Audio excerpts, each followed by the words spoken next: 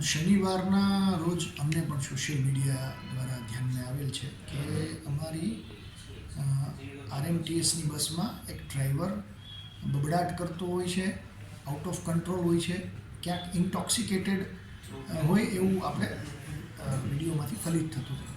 એ ધ્યાને લઈ અને ડિસિપ્લિનરી એક્શનના ભાગરૂપે અમે તાત્કાલિક અસરથી એને ટર્મિનેટ કર્યું અને એજન્સી પાસેથી અમે ખુલાસો જવાબ માંગ્યો કે આવું કેમ બનવા પામેલ છે.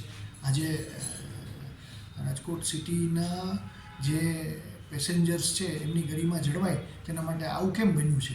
તો એમને પહેલાં જે બાબુભાઈ વનજીભાઈ પરમાર છે એમની પાસેથી એમને જવાબ મેળવીને આપ્યો છે. એમાં એમને માનસિક બીમારી હતી.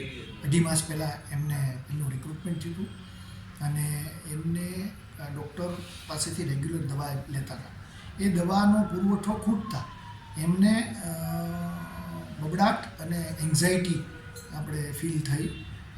પેટમાં જે પેલું થાય એન્ઝાયટી એવું એમને થતાં એમનો માનસિક કંટ્રોલ ગુમાવેલો હતો એમણે અને એ ઝૂમતા હતા અને એવું એમણે લેખિતમાં આપેલું છે.